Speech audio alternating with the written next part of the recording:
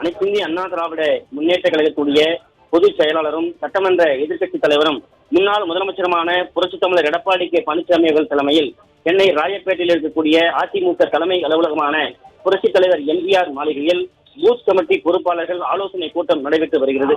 இந்த ஆலோசனை கூட்டத்தில் அனைத்து இந்திய அண்ணா திராவிட முன்னேற்ற கழகத்தினுடைய முன்னாள் அமைச்சரும் தலைமை நிலைய செயலாளர் எஸ் பி வேலுமணி, அதிமுக துணை பொதுச் செயலாளர்கள் முன்னாள் அமைச்சர் நத்தம் விஸ்வநாதன், அதே போன்று முன்னாள் அமைச்சர் பொருளாளர் திண்டுக்கல் சீனிவாசன், அனைத்து இந்திய அண்ணா திராவிட முன்னேற்ற கழகத்துடைய துணை பொதுச் செயலாளர் முன்னாள் அமைச்சர் கே பி முனுசாமி, அவைத்தலைவர் தமிழ்மகன் உசேன் ஆகியோர்கள் பங்கேற்றிருக்கிறார்கள்.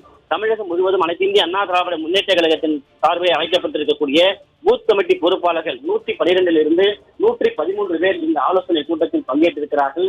ஏற்கனவே அனைத்து இந்திய அண்ணா திராவிட முன்னேற்ற கழகத்துடைய பொதுச் செயலாளர் புரட்சி தமிழர் எடப்பாடி கே பழனிசாமி அவர்கள் பூத் கமிட்டி பொறுப்பாளர்களுக்கு எப்படியெல்லாம் ஒவ்வொரு மாவட்டத்திலும் சென்று ஆலோசனை மேற்கொள்ள வேண்டும் என்று அறிவுறுத்தியிருக்கிறார்கள். குறிப்பாக பூத் கமிட்டியில் இருக்கக்கூடிய பொறுப்பாளர்கள் அந்த ஆலோசனை கூட்டத்தில் அந்தந்த பகுதியில் மாவட்டங்களில் நடைபெறுகிற போது 9 பொறுப்பாளர்களும் அந்த பகுதியில் இருப்பவர்கள் நியமனம் செய்யப்பட்டிருக்கிறார்களா, அவர்கள் அந்த பகுதியில் உள்ள வாக்காளர்களா, அதே போன்று வாக்காளருடைய அந்த பட்டியலிலே இறந்தவர்களுடைய பெயரெல்லாம் நீக்கப்பட்டிருக்கிறதா, முகவரி சரியாக இருக்கிறதா, அவருடைய பெயர்கள் சரியாக இருக்கிறதா உள்ளிட்ட பல்வேறு அந்த அத்தியாவசியமான பணிகள் எல்லாம் இவர்கள் அந்த ஆய்விலை மேற்கொள்ள வேண்டும் என்று அறிவுறுத்தப்பட்டிருக்கிறது.